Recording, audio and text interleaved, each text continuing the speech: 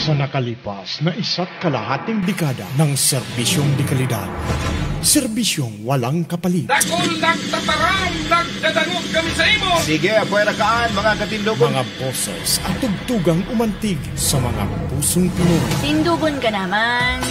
Itindog mo na nga ni. Kahit beer tayo magkita, whiskey pa paano, ayos na ayos pa gin, baby. Sa mga naghintay, nasabi, naniwala at nagmamahal.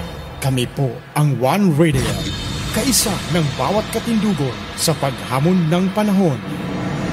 Tayo'y nagsama-sama sa lungkot at saya. Tayo'y nandito na muli. Tayo'y sisigaw. Sabay-sabay. Tindugo na! Tindugo na!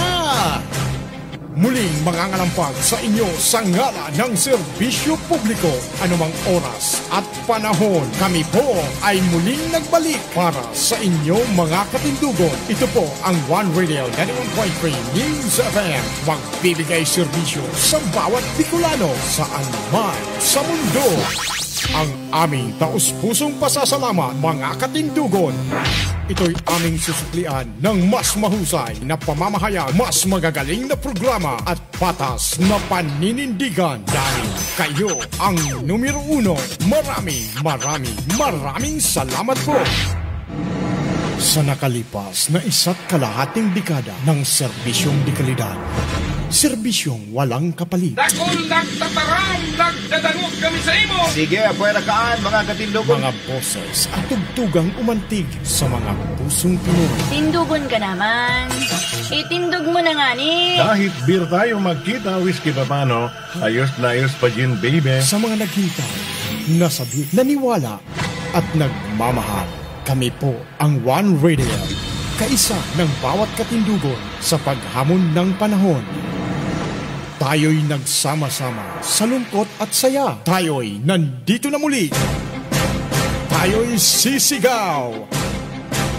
Sabay-sabay. Tindugo na! Tindugo na! Muling mangangalampag sa inyo sa ngala ng serbisyo publiko. Anumang oras at panahon, kami po ay muling nagbalik para sa inyo mga katindugon. Ito po ang One Radio 91.3 News FM. Magbibigay serbisyo sa bawat Bicolano saan man sa mundo. Ang aming taus-pusong pasasalamat mga katindugon. Ito'y aming susuklian ng mas mahusay na pamamahayag, mas magagaling na programa at patas na paninindigan dahil kayo ang numero uno. Maraming salamat po.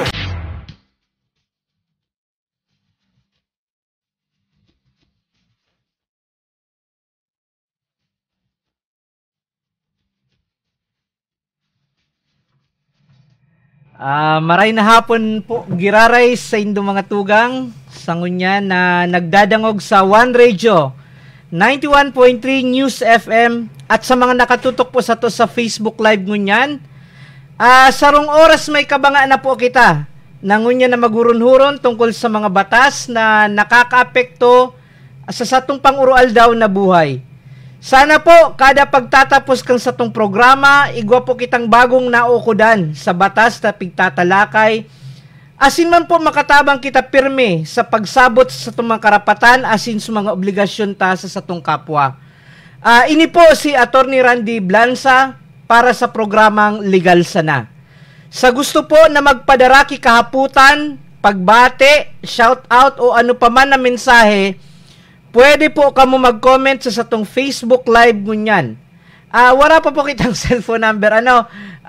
Takang so pansamantalang nawara kita sa ere. Tinao ko po sa cellphone number sa tugang ko.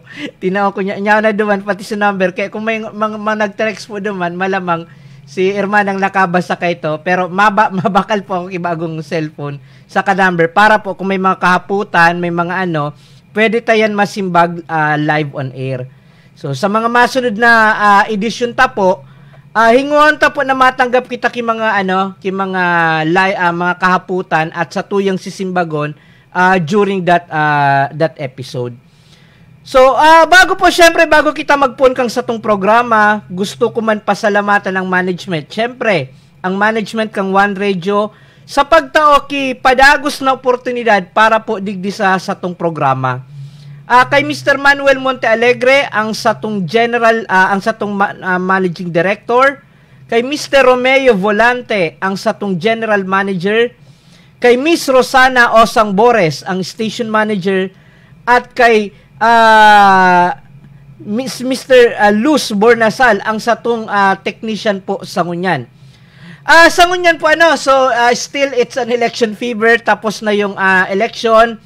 Halos yung mga po nagkadeklara na, tapos we're still waiting yung official confirmation ng mga nanggana. But then again, iyo pa po inang mainit na mainit na tiguro ng sangunyan. Kaya po sangunyan napagdesisyonan ko po na ang magiging topic tangunyan is still yung current events. Yung mga current events po muna, ano ang mga expectation ta sa mga maabot na panahon ta. Naglilinaw na po ang resulta kang nakaaging eleksyon, especially sa national position. Halos po malinaw yung retrato, sisi ang mga nanggarana, sisi ang maturukaw sa araw kayong pwesto. So paguro ng tapo, ano ang mga expectation ta? Kasi moving forward, tapos ng election, sana ko tapos na yung kaya lang toxic pa rin sa Facebook, sa mga social media hanggang ngunyan, sige pa rin na barangayan. Kung pwede sana tapos pati mga profile picture, may pula, may pink, may green, kung ano-ano. Kung pwede sana ko colorless na ko ang nakita ko niyan, sabi nga, tapos ng boxing. So, tapos ng eleksyon, so mga nanggarana po sa local position, araw kang gobernador, yung vice governor, congressman, mga board members, so mayor, vice mayor, as in so mga konsehal, nagkaproklama na po ini. So kung may problema po digde, ang masunod na yung mga election protest, medyo madugo na ini. So halos ang medyo lang po for your information, para siguro sa kaaraman man kang nagdadangog sa to. Did you know that? Aram po ba nindo na may nangganang kandidato digdi sa Albay na proklama pero gadana. So ini po si Mayor Arcangel sa Jovellar yata yon. I forgot Jovellar yon. Dineklara po siya maski gadana na nanggana. So actually nako-curious din ako kung anong magiging decision kanikang Comelec. Paano po ito nangyari? Kasi po si Mayor Duman dahil kalaban. So dahil man siyang bubutuan na iba. Okay? Dahil man siyang bubutuan na iba, tapos nagadan po siya, election, ngunya ng ma-election na, daiman siya na substitute. So, ang usual po kasi, pag nagagadan ang kandidato, may ma-substitute sa iya. It's either kung sisay man na membro kang sa iyang partido. Ang naging problema lang po digdi kay Mayor is, nag-run siya as independent candidate. So, dahil siya ngayon dahil siya ngunya na partido na dahil sa iyang may masalida kasi kay puwan ki official nomination kang party. So, ang ginibo kang Comelec, prinoklamang gana, tapos, I don't know kung parang ako personally, ngunyan ko lang na-encounter na araw kay ning kaso. Dahil taaram kung anong rule, kung anong succession dyan. Baka i-apply so, regular succession na ang matukaw sa mayor, sunangga ng vice, tapos ang matukaw na vice mayor, sunag-top notcher na kagawad. So yan po parang one of a kind na resulta sa election digdi sa Tuyas Albay. So national position po, araw kang presidente, vice-presidente, senador at party list, nagka-canvassing pa lang po ingon yan. So National Board of Canvasser, nagbibilang pa lang sindangon yan. Sabi sa balita, so Comelec, nag-suspend ng canvassing kasi wala nang bibilangon na election returns. Natapos na nila, tigaralat pang mag-abot sa ibang mga election return, hali sa manlain-lain na lugar sa Pilipinas. So, pagkatapos po ninda Ini pong senator, ining congressman, pagkatapos kang mabilang kang COMELEC, so mga boto ka ini, maproklama na po kibagong dosing senador. Okay? Tapos po, so party list, so nakakuha ki at least 2% kang boto sa party list, so ipoproklama man po yan kang COMELEC. Pag-abot po digdi sa presidente at vice-presidente, kongreso po ang nagko-convene para maging National Board of Canvasser. So sinda po ang magbibilang kang election return sa bilog na Pilipinas. Sinda po ang madeklara, kongreso po ang madeklara kung sisay ang duly elected president and vice president na ma-serve from July 1, 2022 hanggang June 30, 2028. Okay po, so maliwanag po ang madeklara kongreso. At base sa mga balita, ma-convince the next week, and ang target ng kongreso matapos ang pagbilang at magdeklara kang nangganang presidente at vice-presidente sa May 27, on or before May 27. So, ini pong mga nailingtang mga resulta sa TV, na mga napopost sa social media, sa mga nadadangog ta sa radyo. Ang apod kaini, partial and unofficial result. Unofficial, bako pa po ini official. No? Kasi bako man ang nagbilang kaini, so official na body na talagang allowed by law or recognized by law para magproklama. Kaya po sa mga may panawagan na mag-concede na si Leni Robredo, mag-concede na, premature pa po, premature. Kasi unofficial yung counting.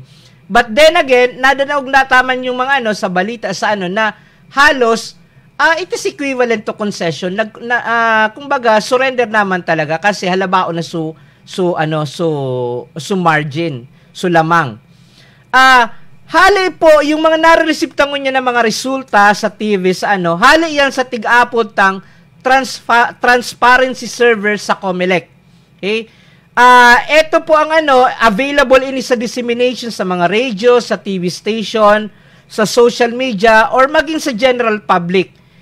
Igwaman po actually na tigigibo na independent count ang PPCRB, yung Parish Pastoral Council for Responsible Voting.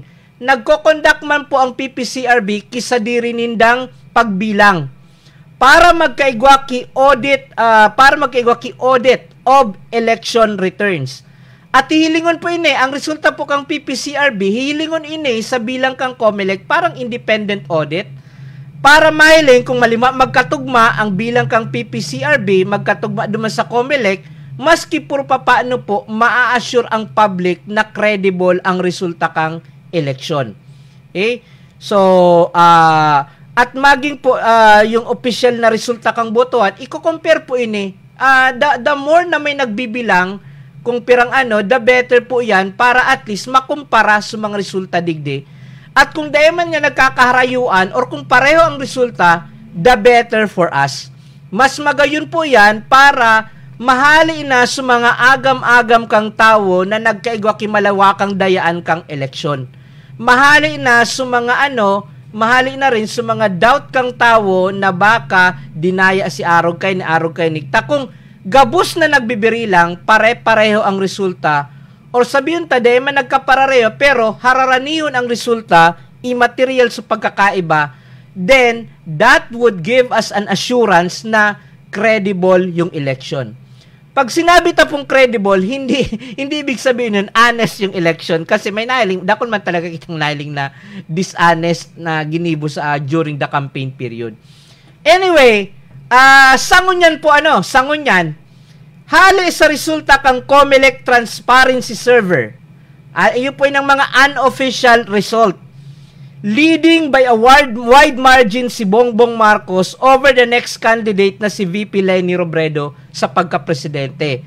Ang latest tally, Bongbong Marcos uminabot ng 31 million, Leni Robredo is 14 million plus. Sa pagka-vice-presidente naman, harayuon naman ang lamang ni Mayor Sara Duterte sa masunod sa iya na si Senator Kiko Pangilinan. So, yan pang nagluluwas na unofficial result.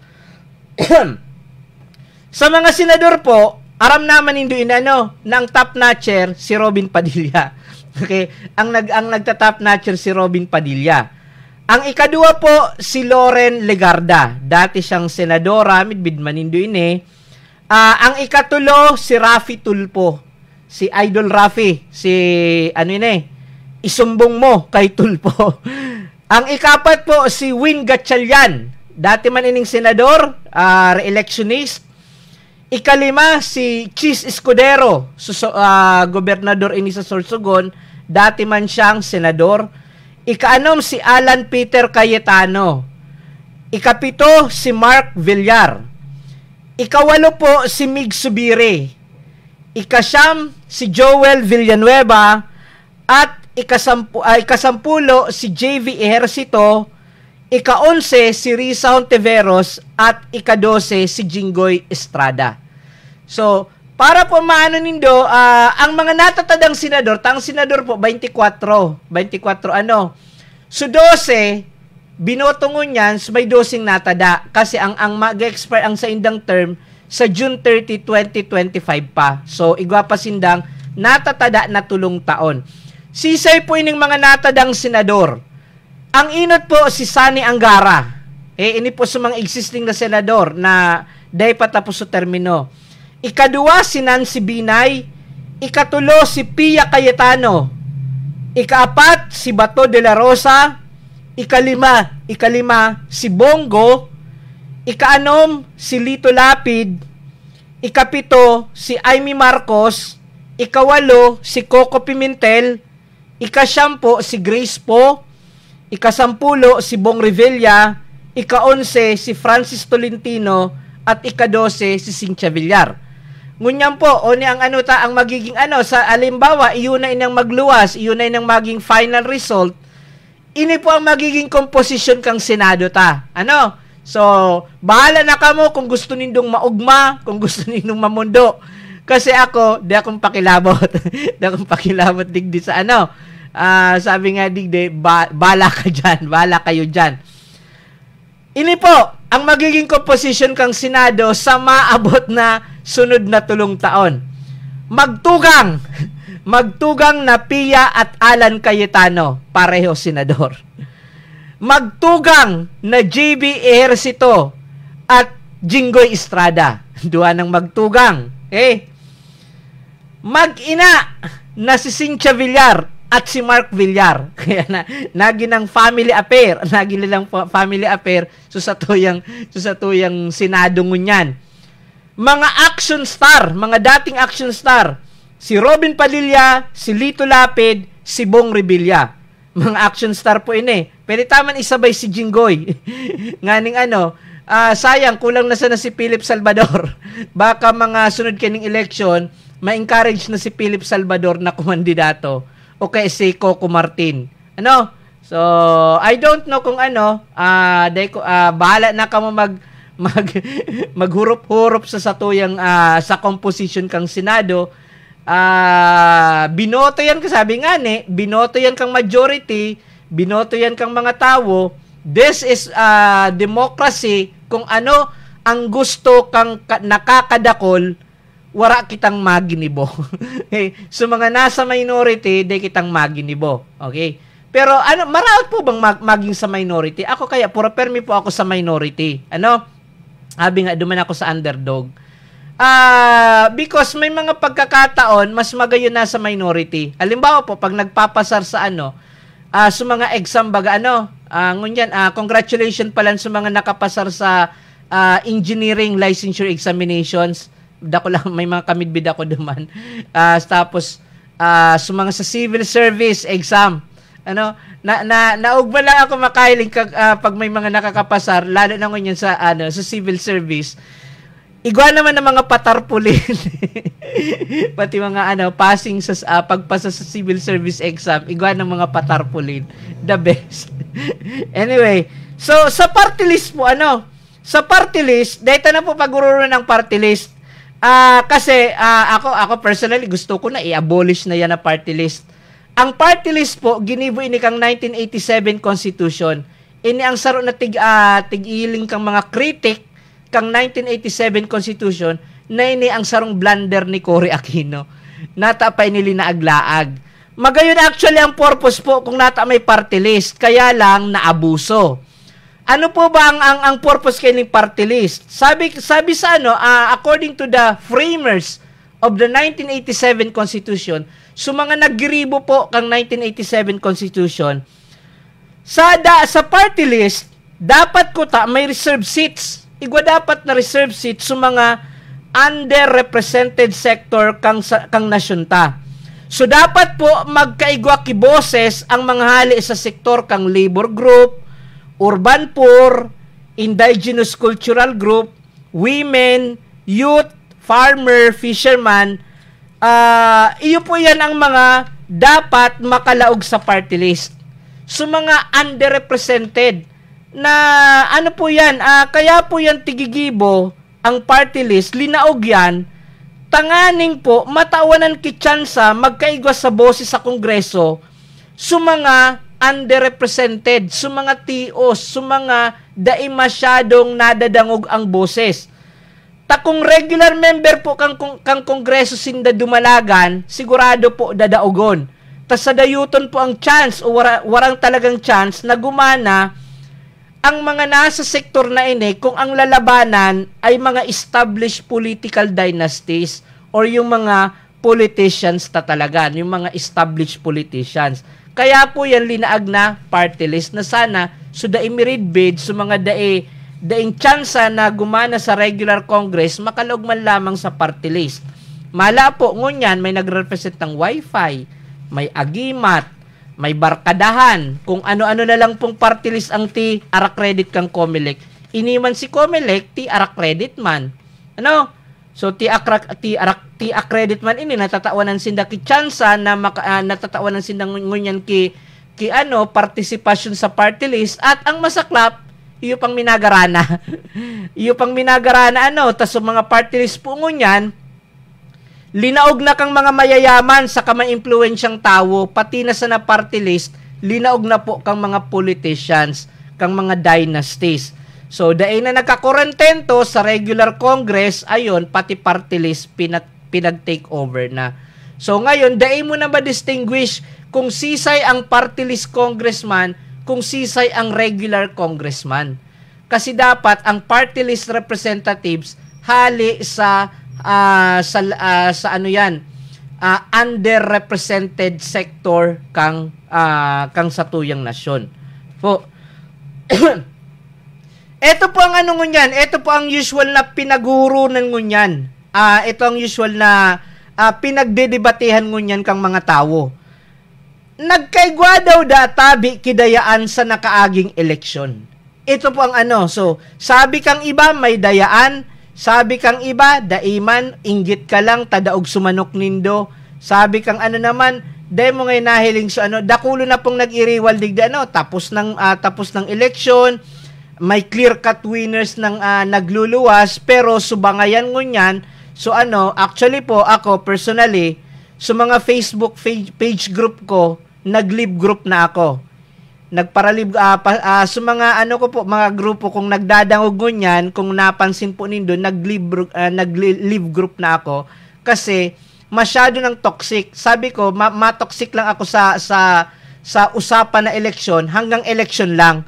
Tapos ng election kaya nag-live group na ako duman. So balik na kita sa mga anime group. So, dako lang akong napalagpas na mga episode sa anime, babaralikan kung una yun nirilingon. Nagkaigwa na tabi kidayan sa nakaging eleksyon. Uni po ini ang take ko digde.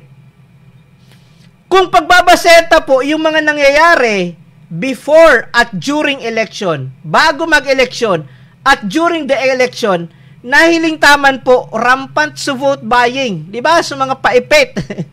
So iba nga nagbuburukudan pa, natangaya ako niya sa lista dahil nakaabot sa kuya. So tapos may mga second wave, may tigapod pang second wave. May mga may igwapang mga narehistro na blatter na mga kaharasan. Sa muya po sa malilipot, may nabadil. May nabadil duman na sarong leader kang sarong politiko. So, naging siyang may mga kariribukan, rampat subot buying, may mga tinarakot na botante, may mga kamidbid po ako na dasin na pinadurman sa botohan. Okay, tapos sa mga leader, tig-arabangan dahil na nakaluwas sa may nag-viral po na video, may luminaog na pulis duman sa voting precinct, illegal po yun. I don't know kung kakasuhan yon, pero kung susunod tang batas, illegal yon. Bawal po ang pulis sa laog kang voting precinct. Duman lang dapat ang pulis, ang mga peace and sa pagmantinir kang peace and order sa polling precinct. Duman lang sa luwas. May nahiling pa po na nag-viral video, although di kita magparatubod-tubod agad kasi dakulo na mga fake videos, mga splice videos na tiga-upload na tigtataram hutong sarong maestra dito, dakulo nakapot na ballot boxes at tignahiling na tigsishadan niya. Dahil po kita basta-basta magparatubod dyan, pero kung totoo man yun, that is an election offense. Okay? So may mga naling man po kitang ginirisi na mga official ballots. Again, dahil kita mag-judge. Kasi po, dahil taram kung anong naging doon, pero ang medyo, ang confirm na report, yung sa Lanao, yung linaog nagkatarakot sa mga maestra na acting as election, Board of Election Inspectors na habo na ninda mag-serve sa election dahil nga may mga armed na tao na naglaog sa presinto. Mga election offenses po ini. Actually, sa Lanao yata yon, may nagdeklara na failure of election. May mga report man po na dahil nag-function kitultol ang vote counting machine o yung VCM. Ngayon, sapat na ba ini para masabi na nagkaigwa kidayaan sa election? Hilingon tamang po giraray so degree of materiality ka ini. Guraano ka widespread? Guraano ka ini? Kasi, kung halimbawa maapektuhan kayo ang integridad kang kang election, yun may nangyari yun na dayaan. Pero kung halimbawa daiman, then sabihin ang vote buying naman kasi sabihin na dahil nakita mag-urutikan, normalo na yan sa nagibo ng normal. Yan nga yung tigtataram na sa inot sala, pero pag puro permi mo tigigibo, nahiling mo na lang kaan, akseptado na kang gabos, nagi ng tama. Garon so kautikan. Pag ang utek, siging utek, tapos tigpara share, ganyan-ganyan, ayun, ang pagtubod kan, iyon ang tunay. So, kaya, eto po, para po masimbag yung kahaputan na kung nagkaigwa daw tabi kidayaan sa nakaaging eleksyon. Arog na lang po kayo ni ko na lang po sa experience ko sa Indo, sa kang election. Kasi, nyaon po ako sa member po ako kang actually po ako duman, present po ako sa pag-canvassing of votes, pagbirilangan kang boto, nyaon po ako duman. Tapos meron po akong constant feed sa mga sa mga nangyayari po during the election, especially duman sa national level. Inot po, nag-serve po ako as volunteer lawyer. Nag-serve akong volunteer lawyer sa Lenny Kiko Tandem. During the whole campaign period, igwa po kaming mga activities kayo, mga free legal consultation, kung ano-anong mga nagsusuporta po kami sa mga activities nun sa Lenny Kiko Tandem.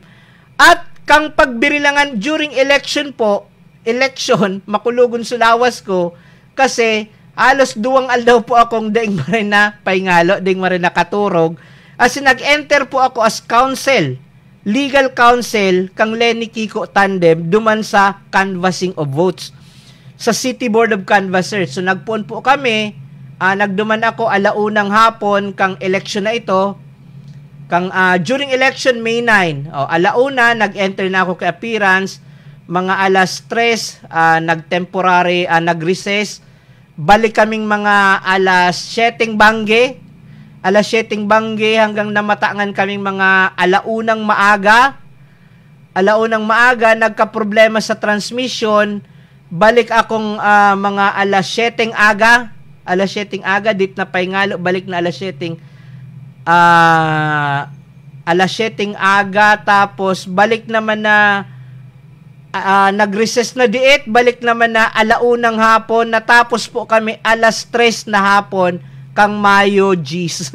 So, makulugon sa lawas. Makulugon sa lawas po during that canvassing of votes. Ano? So, affiliated man po ako sa One Sambayan. So, ito po sa grupo na nag-endorse kang Lenny Kiko Tandem. No? Medyo may affiliation kita duman. Maliban po sa PPCRV at COMELEC, ang PPCRV, ito yung official arm ng COMELEC. Nasa batas po yun na ang COMELEC ay po mag-appoint kay independent body na makonduct parang parallel count. Ang PPCRB po ang nag-act as independent body arm. So, puwera man po kayo igwaman po na sa diring parallel counting of votes ang One Sambayan, igwaman po na parallel votes ang kapisanan ng mga broadcaster ng Pilipinas, at iba-ibang mga grupo, dakol po na nagbibilang kang boto. Ang basihan po kay kang pilang, saro man sa ng dokumento, so tig-apod tang election returns. Ang election returns po, tig-piprint yan, 22 na kopya yata yan, 22 na kopya, iba-iba ang nakaka-receive niyan. So mga political parties nakaka-receive kaan, PPCRB nakaka-receive kaan, tapos sa COMELEC, sa so saro lang yan pong kopya, saro lang na dokumento, dakol na kopya ang tig-piprint kang COMELEC. Saro po ako sa nakaka-receive kayan, kang election returns. Okay? So far po, sa PPCRV, nagpaluwas na sindaki official statement. Sa PPCRB, sabi digde kang PPCRB, based on the latest election return ng PPCRV, kapisanan ng mga broadcaster ng Pilipinas, election 2022 count votes, 97.8% na ang nabilang ninda na election return, at ang resulta po, leading by a wide margin sina Bongbong Marcos at Sara Duterte sa pagka-presidente at vice-presidente over their closest rival na si VP Leni Robredo at Senator Kiko Pangilinan. So, tigre-reinforce po kang parallel count kang PPCRB, so COMELEC count base sa transparency server. Po, so, kung curious po kamo, kang result kang parallel count ng One Sambayan at sa iba pang mga nagtatabang digde, may na-receive man po akong mensahe, may na-receive man akong mga messages digde na nagtataraman po na ang Marcos-Duterte tandem is really leading the poll result. Nangingenot po sa bilangan, maski sa bilangan kang One Sambayan, na si Marcos Duterte talagang nagli-lead sa election count. So kung mapapansin po nindo, wala po sa mga miyembro kang sambayan ang nagki-question kang resulta kang bilangan na pinaluwas kang COMELEC. Maski po partial and unofficial result pa man sana. So kaya po, kung baga sa mga nare-receive nindong mga text messages na mga may US, mga US spy na ganyan-ganyan, mga na baka hinak sa server, baka yan, still, as of this moment po, conspiracy theory man sana yan. Ako akong nare-receive na uni ngaya, so kapitbahay mi ngaya, ang sabi ni Arog kay ni puros hearsay, wara man na nagko-confirm. So, we must dito na pagpara-problema ng sadirita, na kung baga, dakol na ang nagsasabi na ini ang resulta. Unless siguro igwang expert talaga na makapagpapatunay na hack sa transparency server. Kasi nga medyo may kaduda-duda. Ako personally, so init kong nahiling so bilangan na puro permi 68% si Bongbong, 32% si Leni. Makangalas talaga ito. Nata surunudan 68-32 puro permi, ganyan-ganyan. Bako ako matibay sa statistics. Actually, incomplete ang grade ko dyan. Sa college, ang statistics ko flat 1. Kaya lang po, kung nag-take akong masteral or even nagpadagos ako ng doctoral sa PhD ko, ang statistics ko po dyan sa subject incomplete. Dahil ko po natapos sa mga tinausa mo yung take home exam. Kasi medyo komplikado ang statistics. It requires experts, it requires so halatunta po ang mga eksperto kung anong sendang masasabi about sa allegation na nahack sa Comelec transparency server. Halatunta po ang kasi sigurado naman kita dahil man kung talagang sabi nga ni igwang bahid maski kadiit na pagdududa na posibleng ang nahack ang Comelec server, may mga sektor po sa tuya na dahil man basta-basta yan hihilingo na sana na daing gigibo na aksyon. Sa parte ta po dahil kitang pagkaaram dyan, dahil kitang necessary expertise about dyan. So sana naman dahil magparagibo ki na respect my opinion. Respect my opinion. Hindi yan kay puan opinion, ang kay puan dyan accuracy. Ang kay puan dyan facts. Okay? So, maski po si Vice President Leni Robredo, kung mapapansin po nindo ang sa iyang mga pronouncement, ang sa iyang mga statement, mamamatian tamang po na akseptado niya naman na daog siya. Okay, so eto basahin ko po sa inyo so sinabi ni VP Leni Robredo duman sa Naga Cathedral. Nagkaigwa po duman ki parang Thanksgiving Mass. Sabi po ni Vice President Leni Robredo, siguro ang pinakahangad ko ngayon habang lahat tayo ay nagdadalamhati, habang siguro ang iba sa atin ay hindi pa rin makapaniwala sa resulta ng eleksyon, yung anuman ang magiging final na result, tanggapin natin. We must accept whatever the result because we are in the democracy, the rule of majority prevails. This is just a numbers game, sabi nga. Mas dako lang numero ninda, so sindangga na. Anong maginibuta? So, tanggapin natin dahil ito ay nanggaling na sa mas malaking lakas na pwede nating pagsaluhan. So, we need to accept the decision of the majority and I implore everyone to be with me on this. Robredo told thousands of supporters during a rally at Ateneo de Manila University yesterday. Kasuhapon po, sabi ni VP Robredo, kay puwan tang akuon ang desisyon kang majority at i-implore ta ang kada saro na magipare to be with her. I ask you to be one with me on this, to be determined not to waste all you've achieved so far. Daita pagsayangon sa mga napunan. Ano bang napunan ta? Volunteerism, the spirit of giving whatever you have para makatabang sa kapwa. So while we respect the voice of the many, so irespeto ta so kagustuhan kang mas nakakadakol. Let your tears flow, but after you've done, wipe away the tears because there is still work ahead. Kung napaluha ka mo sa resulta, kung nagadadagit ka mo, nauyam ka mo sa resulta, so be it. Di ka mo masupog ngayong maghibi, di ka masupog madagit, iluwas ang sentimiento, pakaluwas kaan, tapos na. Sunod kaan, punason ang luwa, balik sa kasi dakol pa kitang dapat trarabahon.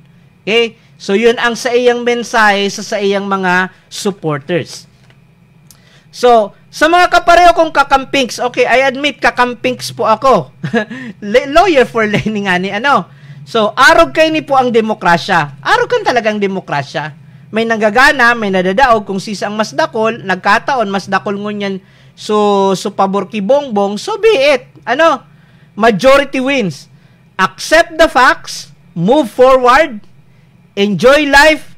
Kung gusto nindo ipadagos ang pagtabang na napunan during the campaign period, sabi nga kang mga analyst, nakulangan lang talaga ki oras kasi nakulangan ki oras si Robredo kasi nagpuon lang ining campaign niya ngunya na Oktubre, samantalang si Bongbong nagpuon yung kanyang kampanya 10 years ago pa. So parang it was well planned, well orchestrated, sa machinery talaga kang mga local government units nyaw ng suporta sa iya. Okay? So kung gusto po nindo daw ito ipadagos ang pagtabang, ibinalita po kasudma ni VP Leni na Angat Buhay, Project Angat Buhay kang Office of the Vice President, gigibuon niya na Angat Buhay Foundation. Sarong national non-government organization na padagos na magtatabang sa mga nangangaipo maski wala na siya sa gobyerno. May mga nagsasabi na politika dain Diyos ko, tulong taon pa bago kung politiko ka, dahi ka magibo ki arog kay as early as this. So, meron naman na so, sabi digde, ini ang magiging pinakadakulang volunteer-driven organization. So, actually po, kami po, so Albay Lawyers for Lenny, pigko-considera mi man na ipadagos sa mga free legal consultations. Ipapadagos mi maski wala ng eleksyon, de kaming dadarho na ipapadagos mi bilang pagtabang sa nangangaipo, free legal compensation, free legal consultation, free legal aid clinic, na makatabang ng giraray kami maski tapos ng eleksyon. Bako po ini pagiging martir. Gusto mi lang parang lang yan, daog na nga, dahil paminapurundo. Ang pangangaipo po kang tao, dahil nagtatapos. So, bahala ka mo kung gusto ninong magkonsulta, so be it. Kung habo nindo, pakiarame. So, basta ang pagsuporta mi po ini, sa panawagan kay ni VP Lenny na, siguro naman ngunyan, dahil nasasabihin na eleksyon dahil kaya nga nagigiribukan dahil sa eleksyon. Harayuon pa po ang eleksyon, katatapos lang. Ma-eleksyon baga ngayon sa kapitan, pakiarami po sa barangay election. So, announcement po pala, tuloy na ang barangay election sa December 2022, ngunya na taon. So, SK saka mga kapitan kagawad. So, magprosesyon na kamo. Piyesta na naman ini sa Pilipinas. So, yun pong So, sana lang po ang saro lang digding concern, may nababasa ako naman sa social media na baka daw i-red tag ining NGO na ni. Sana dai naman kasi pagtabang man sa ng kay ni. So hanggang ngunyan po, so overwhelming majority na inda ko man nga gana na sige pagkirediton pa. So mga troll sige pang sige pang barana gana na nga insecure pa. Siguro kay dinaimbitaran sa victory party. Dinaimbitaran nag-victory party kay so manok ninda. Uto sa Soli Resort, pasiram-siram. So kaiba sa mga oligarch si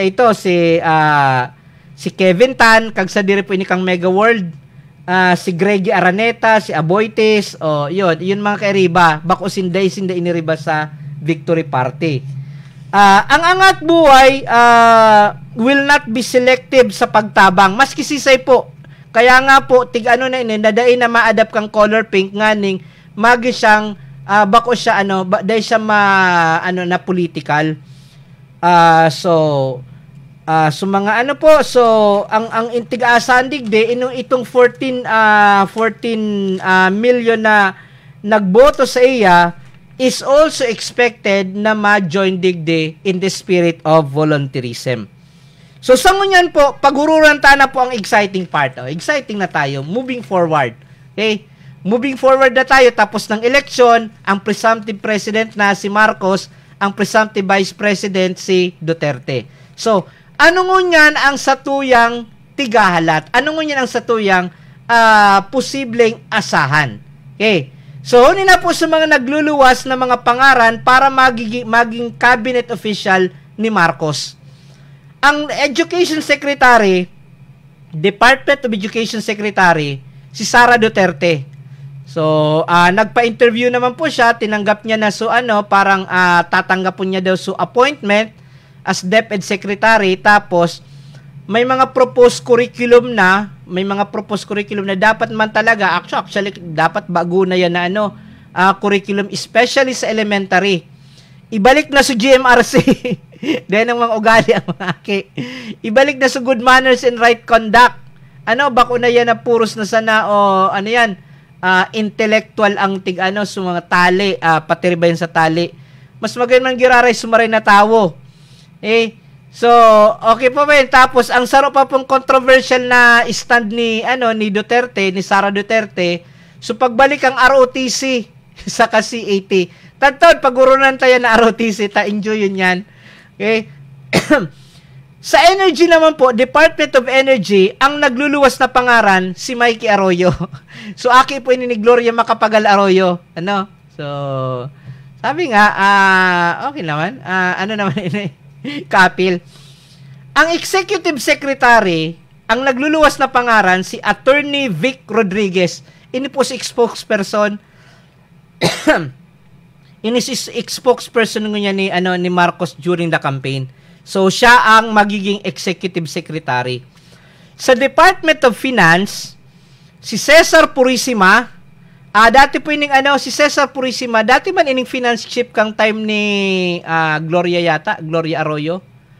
So, tapos ini si Jose Arnulfo Veloso, saka si Walter Wasmer. Ang aram ko po kayo ni mga banker ini, presidente yata ini kang Bangko de Oro or kung anong dakulang bangko digdi sa Pilipinas. So, sinda ang nagluluwas na mga pangaran para maging Secretary of Finance. Sa Secretary of Foreign Affairs, si Professor Clarita Carlos. Ini po susuminikat na professor dahil duman sa debate sa SMNI channel. So, ito yung na sumaisugo na babae na professor po ini sa UP, University of the Philippines. Tapos, ang aram ko kay ni, siya, parang expert man siya sa foreign relations. Saka nagtatabang siya pag-draft kang mga, document para sa foreign relations kang Pilipinas. So, tapos, naili ko kay ni sa interview kasubaago na ang taramon niya, so kasubagong maaga, ang taramon niya, pag in-offer da sa iya, actually, dahil niya man aram na supangaran niya, tigpo-float. Pero ang taramon niya, pag in-offer da sa iya, tatanggapon niya. Okay? So, ang Health Secretary, si Dr. Edsel Salvana. Dahil ko ni Medbed. Ini pong ang DILG, si Mayor Benjamin Abalos. So, campaign manager po ini ni Bongbong Marcos. Dati po ining mayor sa... Saan ba ini sa Mandaluyong. Mayor sa Mandaluyong. Si Abalos. Ini binarkadahan ki 65 na empty base so tulay nganing de makadiretso sa Makati. Ini campaign manager ni Bongbong. Ang Justice Secretary si Congressman Rodante Marcoleta. So nag-atras po ini pagka senador, nag-atras ingon niya ng mga last week of April. Ini po so namid bidan ini dahil nagpasara kang ABS-CBN. So, aktibohon duman sa Kongreso nanganing da Marinyo so prangkisa kang ABS-CBN. Si Congressman Rodante Marcoleta. Sa Dole, si Toots Ople. Si Toots Ople po, ni former Labor Secretary Blas Ople. Okay, Sa DPWH, si Congressman Mercado. Sa NEDA, si Dr. Arsenio Balisacan. Ang aram ko po kayo ni si Dr. Balisacan, garo ini ang nag-introduce kaya ng mga lakbay-aral. Lakbay-aral sa mga barangay officials, sa mga local officials. Sa iya po ining idea yung lakbay-aral. Kaya baka pag nakabalik ini sa NEDA, madakol gilaray ang lakbay-aral. Kasi siya po kayo ng brainchild. Ang spokesperson, si Attorney Karen Jimeno.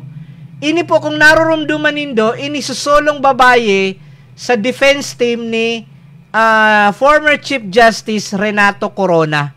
Okay, ini po sa defense team kang tig-impeach si Chief Justice Corona, ini po solong babae duman na nagtatanggol na niya sa defense side. Ang DTI si Jose Arnulfo Veloso. At Transportation Secretary po, si Secretary Arthur Tugade. So dati, sungon yan. Okay actually ni si Transportation Tugade. Action man. Ang naging issue lang kay Niki Tugade, so sa iyang mga tig-apod na offshore company, duman sa, parang mga may mga kumpanya na dain niya tig-report something. Pero kung sa accomplishment, dakon man talagang na-accomplish ini si Secretary Art Tugade. So, sa ngunyan po, sa malawg na okay, patapos na si patapos ng administrasyon ni Duterte, sa malawg na bagong administrasyon, huni po ang mga mainit na issue na kaipuhan sangunyan pa sana mainit ng tigurunan. Number 1, 20 pesos per kilo na bagas. 20 pesos per kilo na bagas. Sabi po ni Governor ni Congressman Joey Salceda, sarong ekonomista, posible po posible ang 20 pesos per kilo na bagas, pero igwa po ining consequence. Igwa ining dakulaon na kapalit. Ano po isasakripisyo ang 3.4 million Filipino farmers. Nata, kasi magre-rely na lang kita sa import. Mag-i-import yung mga bagas kasi sa ibang nasyon, bararato ang bagas. Okay? Bararato ang bagas, i-import yon. Pwede naman palang ni attorney mag-import na sa nanata dahil na mag-import. Pag ang mga produkto hali sa ibang nasyon, makatakot po 'yan, bako kitang self-sufficient. Isipon tala lang po kang ngunyan po nasa pandemic pa po kita. Imagine nindo kung mag-lockdown giraray, kung dai na giraray na magpundo ang mga transaction. Dahil may magralaog na bagas to kasi halimbawa nag-lockdown ngayon, nagkukuha kita sa Vietnam. Duman nagkukuha bagas. Nag-lockdown sa Vietnam, anong kakalakanon tadigde? Kasi dahil may maabot na imported na bagas. Kaya mas magayon man giraray, ang satuyang produkto, ang satong mga pangangaipo, hali man giraray digde sa internal. Hali man giraray sa laog kang Pilipinas. Sabi man po kang NEDA, chairman ni si Chua, pwede po pwede, pero dadakulaon ang gagastuson kang gobyerno, tama subsidize kang mga gastuson kang farmers sa bayad sa pagpatanom, sa pagpatarok, bayad sa pagpaani, sa mga fertilizer, sa mga makina, gabos na gastos sa pagpatanom hanggang pagpatarok, isusubsidize kang gobyerno. Dakulaon po na kantidad iyan. So, ibig sabihin, mataok isubsidi ang gobyerno para maging totoo ining 20 pesos per kilo. So, dakula ang masasakripisyo. So, ngunyan, may na kayo sabi, deman nga, bako man nga 20 pesos, miniskot man sa nangayinindo. Ang gusto ngayong sabihin, babanda ki 20 pesos per kilo. Mas lalong nanganalugod. Halimbawa ngayon ngunyan, may bagas pa ngunyan na 37. Kung baba na 20 pesos, 17 na sa palan. So, ayan, kakaotik lugod, mas lalong nalulubog. Actually po, may mga nagkakaroon naman akong mga may nag-urostorya naman ng mga farmers, sabi duman sa Muya, kung arog man sa nakyan, kung 20 pesos, dahil nasa nangyay kami matanong ki paroy, manggurano nasa nangyay ka ng paroy as 5 pesos ang kilo. Matanong nasa nangyay kami, so para sa pamilya me. Sabi man kang so may landowner man na akong kamidbid na kliyente, kung arog man sa nangyay ka ng taranuman, ipabakal ko na sa dining daga me. Kung sisay man dyan na subdivision developer. So, kaya po, saro sa mga tatakutan na pag inimplement talaga kasi siyempre nga, nasupgan, arog kaan, magkakaiba po kita shortage. Okay? So, food shortage. Ang ikaduwa pong issue, may nito na issue. Pagbabalik ang ROTC at gigibo na mandatory military service. Ini pong ROTC na sa mga bagong tubo mo niyan, sa mga igwa po talagang ROTC ka ito. Ako naabot ko pang ROTC. Ang high school may CAT. Pag third year, pag fourth year, may Citizen Army Training. Okay? Yung CAT. Enjoy yun actually para may mga officer man kayo itong minaharambugo na guna mo kung sisay na pag abot sa classroom para arog. Pero pag CAT kasi ang CAT kay ito suro Sabado. Pag may mga officer kay ito minarambugon. Naabot ko pa po actually inabolish mga 2005 yata, 2006 something. Basta may CAT po kay ito, tapos pag college igwang ROTC. Haloy na po yung ROTC. First year tapos second year. Ako po nag-ROTC man ako.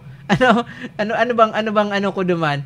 Pag nakagraduate ka, MS11, MS12, MS21, MS22, pag nakagraduate ka, ang ranggo mo naman is reservist, private second class. Tapos, kung ano, so, mga automatic, kaiba ka sa reserve force. Kaya nga ang ROTC, Reserve Officer Training Course. Ano? So, actually, enjoy nyo kayo to. Kung kayo to po, kung naano nindo, kada Domingo, ang mga estudyante, puros nakapatig, puros nakaano, ang ROTC kayo to, limitado lang sa lalaki, pero pwede rin naman ang mga babae kayo to, kaya lang voluntary sa babae. Maray ba yung ROTC? Ang ROTC po, tigpa-practice na ini sa Korea. Sa Korea, kung mapapansin nyo, sa mga paborito nindong K-pop, nawawara yan na 2 taon kasi nagsiserve sa military. Ano? Israel, si Gal Gadot, si Wonder Woman. Dahil siya pwedeng dahil siya pwedeng makapaibang nasyon, dahil siya pwedeng gibun kung ano man gusto niya, kung dahil siyang una mag-serve sa military 2 taon. Sa Britain, si Prince Harry, Prince William, naglaog po ini sa ROTC, sa tig-apod duman na mandatory military service. Sa Greek, dakulong pong nasyon ang nag-a-adapt ka ini na ROTC. Nata po hinali iso ROTC. Nata hinali iso ROTC. Egwa pa lang ni attorney dati ka, nata nga hinali. Kasi po, nagkaigwa kay to kikaso na parang nagkaigwa kay mga abuso duman sa ROTC. Nagi siyang source of corruption. Ano? Nagi siyang source of corruption. Ang iba kaya ito, ang estudyante, halimbawa, sumagurang, abo niyang mainitan si Nunoy, abo niyang mapagal, babayada na sa naso, train, so commander kang ano duman, na nga nang exempt na sa ROTC, o kaya, dahil na patriningon, takwana na ki-grade. Nagkagawa po digding mga issue ki corruption, tapos may instances digding na parang ang pinakarason kayo is may nagadan dahil sa ROTC. Ano? At kayo to nagkaigwa ki mga rally, mga ano digdin na i-abolish ang ROTC at nagkaigwa nga kibatas na inabolish ang ROTC. Pero ako po personally, mas magayon man giraray ang ROTC. Kaya lang, sigurado lang na may proper safeguard, may mga proper measures na dahil ni maabuso. At kung igwa man na mag-abuso, dapat papanaguton, ipriso, pagmultahon, pagbayadon, i-administrative, na di pwedeng ining, basta-basta, pwede na yan. Kasi gabus man na posisyon sa gobyerno, pwede yan maabuso. Magayon ang purpose, kaya lang, pag ti-implement, minalaog na sa mga pang-abuso, kaya lugod, minarauton ang pagiling sa sarong programa. So, ang propose po kang DepEd actually, kung ma-ROTC ngaya, isabay naman sa disaster preparedness sa curriculum. Actually po, ang nagsalida po pala sa ROTC so NSTP. Anong tigigibo kang NSTP? Dapat ko tayo dyan sa NSTP, first aid, disaster training, disaster response training, disaster preparedness. Kaya lang, ang feedback po sa NSTP, ang tigigibo lang, nagaharawan, community service, clean up drive, nagsuro seminar, di masyadong so goal kang NSTP. Kaya nga, maski anong batas, maski gurano kagayon, pag ang implementasyon palpak, minaraot ang sarong programa. So sana po kung talagang ibalik man ini, ako personally agree ako digde sa pagbabalik ang ROTC kasi nadidisiplina man talaga. Ang inot na disiplina lang digde, kay puwan mong magmatakiamay pag Domingo. Takong malate ka, minsan ka sa formation. Ma-push up, ma-squat, o nga hindi man aragian, kay puwan mong mag-amay pagmata, makaskas maghiro, tapos lalo na pag may tactical inspection, mapipiritan kang mag-shine kang sapatos mo, kang belt, gabos dapat malinig, planchado ang bado. It will instill discipline. So, ang problema lang digde, dahil, aside from this ROTC, may proposed na ining ROTC i-separate sa curriculum, idagdag na instead na K-12, dagdagan ki 2 taon, gigibo ng K-14. Digdidakol na maaral ma. Sudusi nga yung taon, imbis ngayon nakatabang na sa muya pagtrabaho si Nunoy, imbis nakakuha na kitrabaho si Nini, uto pa ngayon nag-aadal. Dahil pa matapos-tapos ang pag-aadal. Okay? So, ang saro pa pong problema digdi sa ROTC, sa ibang nasyon, kaya po siya mandatory, dahil masyadong nagreklamo, kasi sa mga nagmamandatory military service, sagot kang gobyerno ang gabus na gastos. Digdi daw, kaya daw kang gobyerno saguton ang gastos kang mandatory military service. Kasi kung ikaw man girar ang mabayad, ang usual kan, imbis ngayon nakatrabaho na, imbis ngayon nag-income pa, huto lugod, dahil pa nakatapos. Huto pa sa ROTC. Huto pa, tanadagdaga na naman K to 14. Yan po, sana, siguro kung ining ROTC, isabay sa curriculum, the better. Pero kung additional year gigibo na K to 14, Diyos ko, grabe naman ang napasakit sa magra-graduate ka ng mga eskwela mga 24 anyos. Kaya ito, 20 anyos pa lang, tapos na ki-college. Nakaka-graduate na. Ako po, nagtapos ako ki-college, 20 anyos, 19, going 20.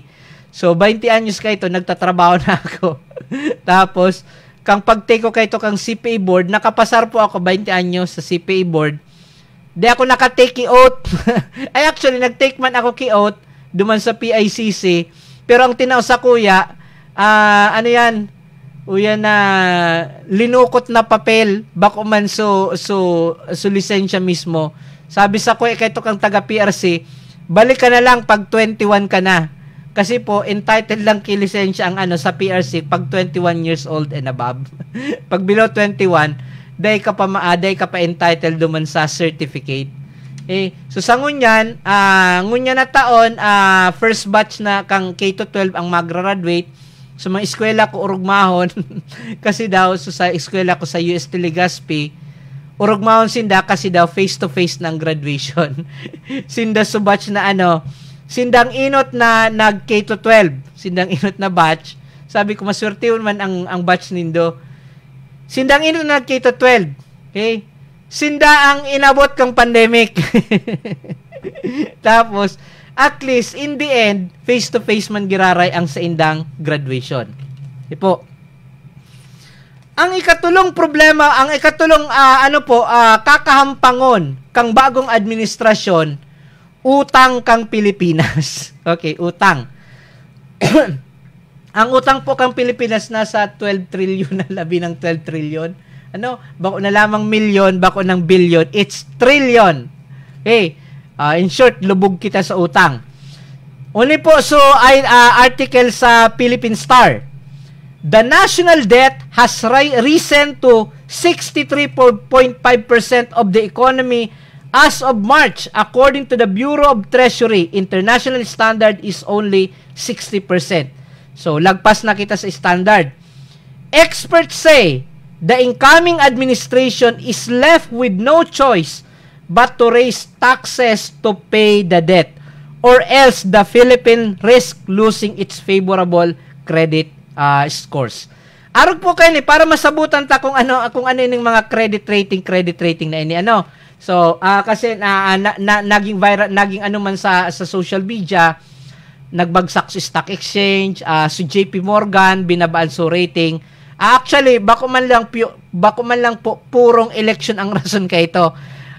Kita masyado tang ine-exaggerate ang nangyaring election sa tuya. Sa dayuton lang po kitang nasyon, di kita tigurulon ugunan sa ibang bansa.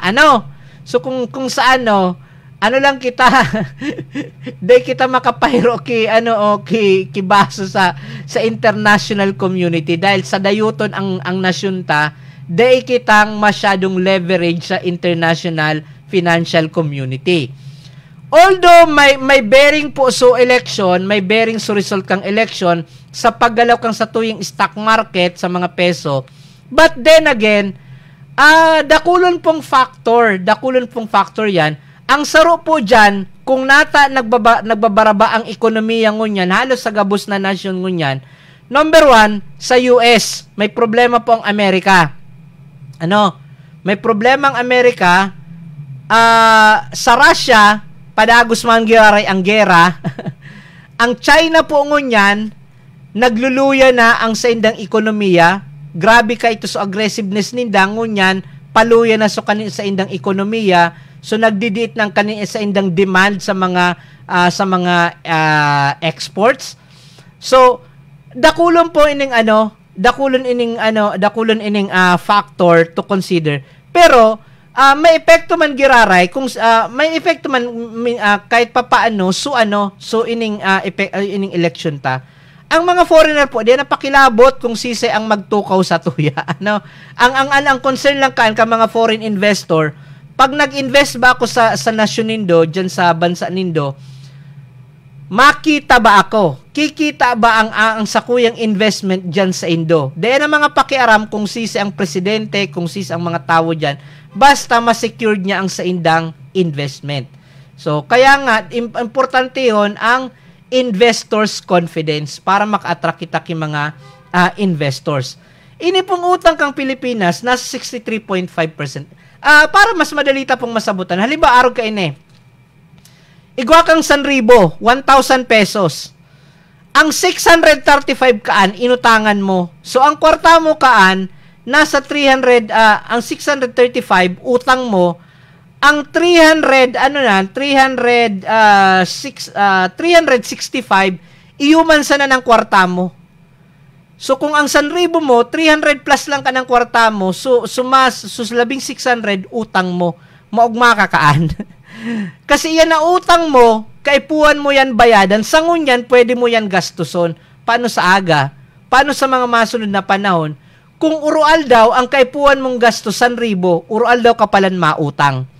So, pag dai mo yan na bayadan, dai na matiwala sa imo na mapautang. Yan ang sarong ang sitwasyon kang Pilipinas na dakulong kitang utang, kay puwan tayan bayadan. Kung dai tayan bayadan, dai nang may mapautang sa to. Paano kung halimbawa, knock on wood, dai na sana magbalik, may magluwas naman na COVID variant, may magluwas na naman, magkaigwa na naman kita ki-lockdown, magkaigwa na naman ki-booster, magkaigwa kung ano naman na vaccination. Sain pa kita mako ang pondo, mautang. So, inurutangan ta, nagkahiridap na, taday man nga nagbabaya, dahi na kita pinaurutang. O, paano na kita? Yan man yung China, magparaasa sa China. Pababa naman ngunyan ang China. Naabot na kang China ang peak ng sa indang so growth. So, law on physics, law on nature, what goes up will goes down. Kung sisi ang nasa taas, minsan nasa taas, mababa yan. Kung nasa baba, mataas yan. So yun yung kang utang kang Pilipinas. Paano ini mababayadan kang Pilipinas? Kay puan ganyan kang gobyerno ki additional na pondo. Sain mga ko ki pondo? Actually pwede man ko ta singilon sa Parmal bilyon yon. Pwede man singilon sa PhilHealth. Sabi sa PhilHealth sa mga nagdadawag tang may contribution sa PhilHealth, mataas daw sa contribution nindo. Kita pala, ako man, member man kang PhilHealth. Mataas daw ang contribution ta sa PhilHealth.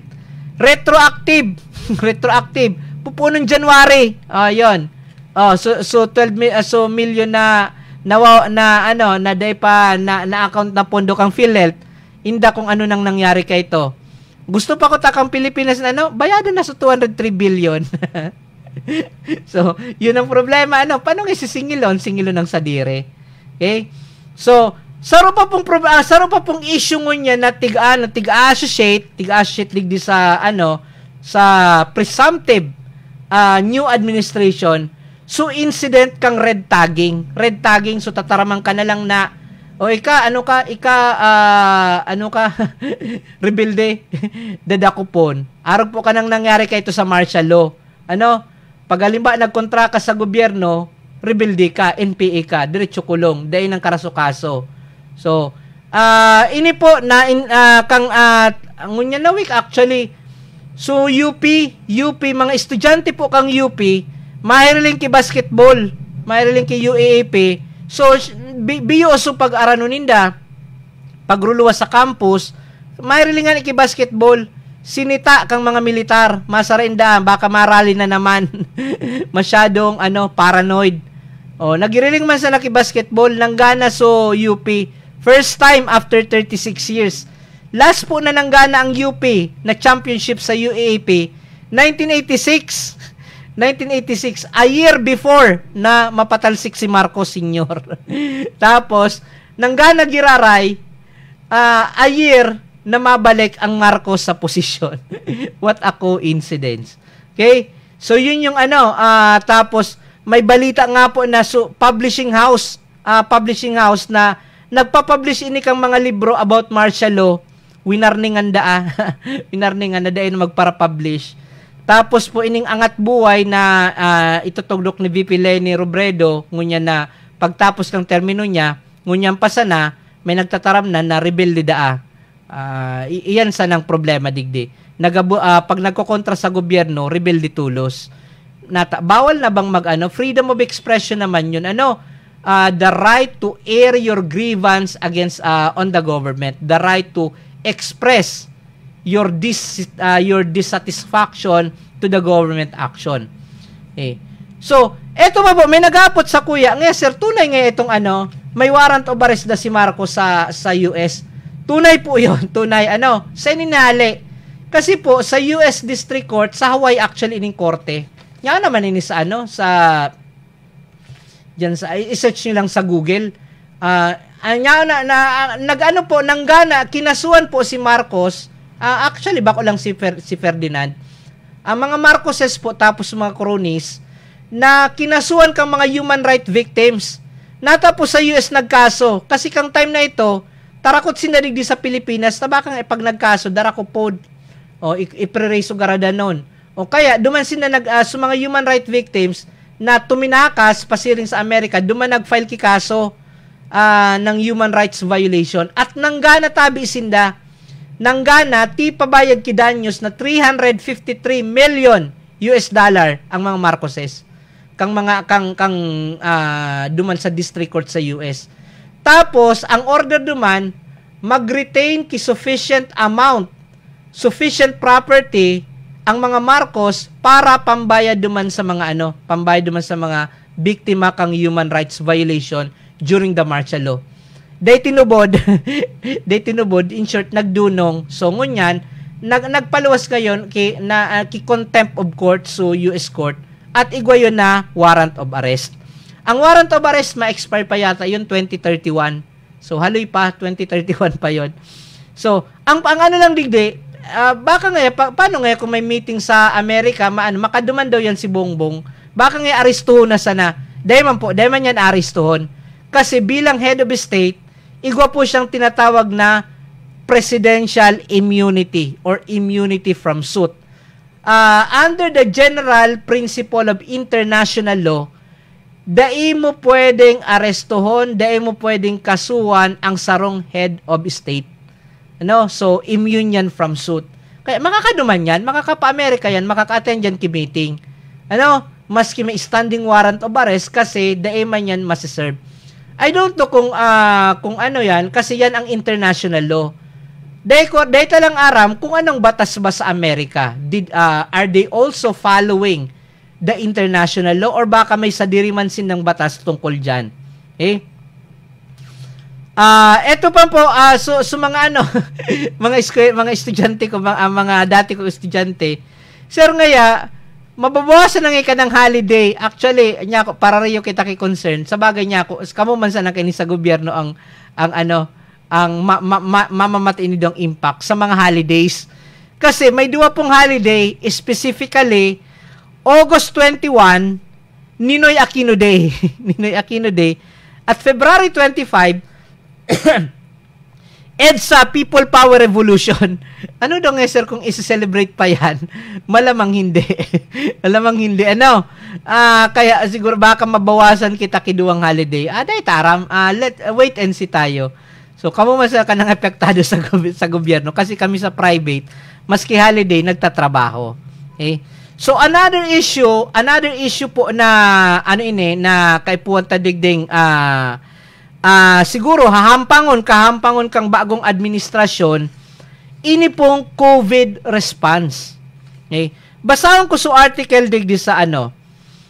The Philippine recorded, ngunyan lang ini, the Philippine recorded its first case of more transmissible Omicron subvariant.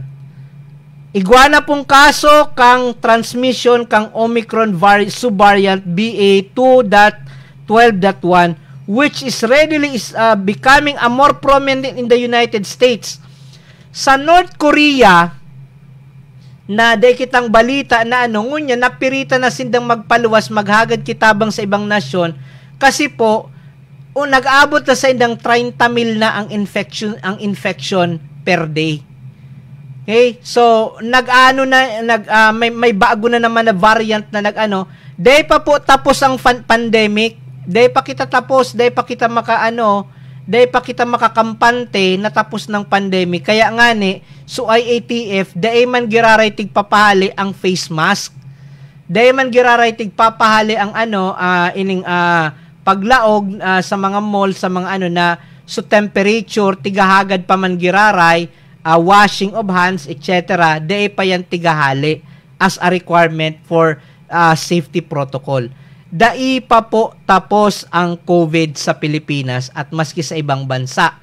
Even Australia na nagdeklara na sila dati ki freedom tapos na sa indaso virus, ngunya naman po nagkakalat na naman, iguana naman ng mga active cases.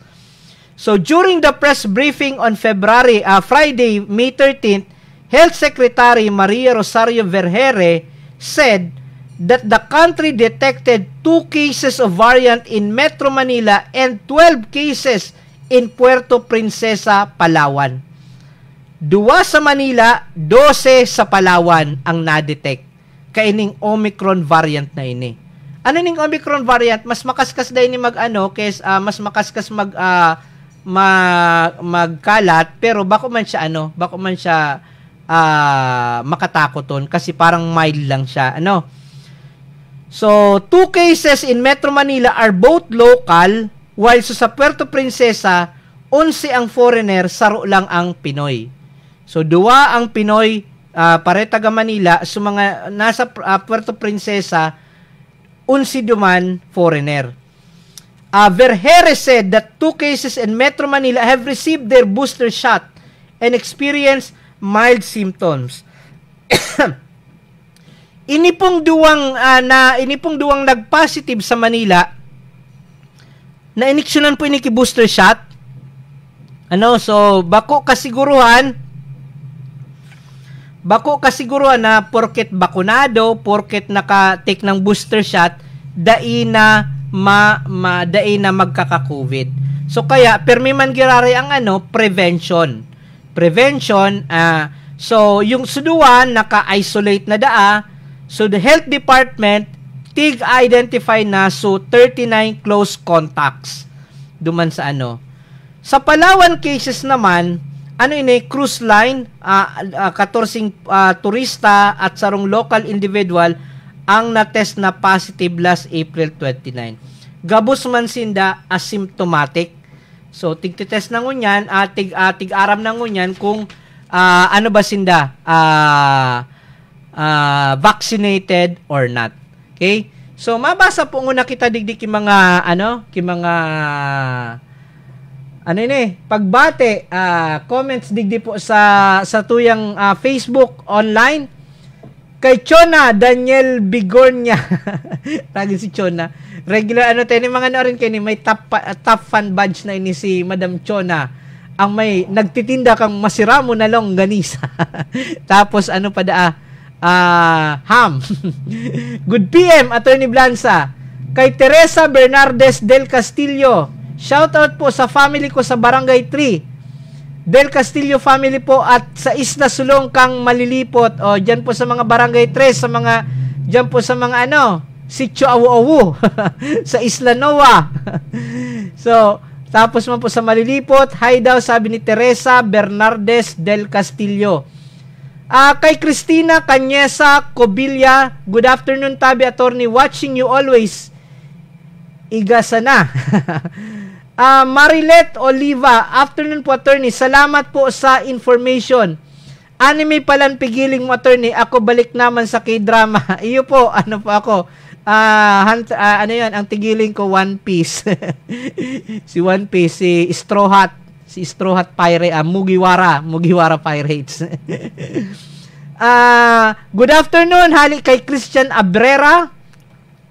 Maray na udto po, pabati po kay Padires, Eddie Coral. Pasabi na din po na dadating na kami sa Bulacan from Edwin Coral Jr. Good afternoon po, pa-shoutout po digdi sa relocation Kabangan, Pendre and Barbacina family. Thank you po from Norvic Pendre.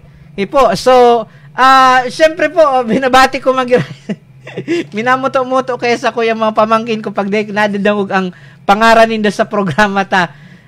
Si Gabriel James, si Princess, tapos si Burnok. Sa mga sa mga taga diyan po sa Muya na nagtututok. Yet Bombales. Yet. Kang last week nagmuto-muto din si Yet, dahil na siya nabasa sa kadakulan ng binasa ko na taga Trace, dahil siya na Yet binabati kita. happy listening. Kay Ate Ay Bisa, si Ate Aileen. Kumusta yan? Si Chugudo, si Chaglor, nasa tuyang perming nagdadangog. Sa Borlagdan family po, si Stancia sa Malinaw. Kumusta man po kamo dyan? Sa Gabus po na nagsuporta kay Hermano sa nakaaging eleksyon. 8,000 plus po man ang ang boto ni Hermano. Sabi mi nga kung kaito, laog na ini sa baka mga pang-5 pang-6 na ini. Kaya lang, duminakulao na sa number of votes, duminakulao na sa number of voters sa malilipot. Biglang nag-spike.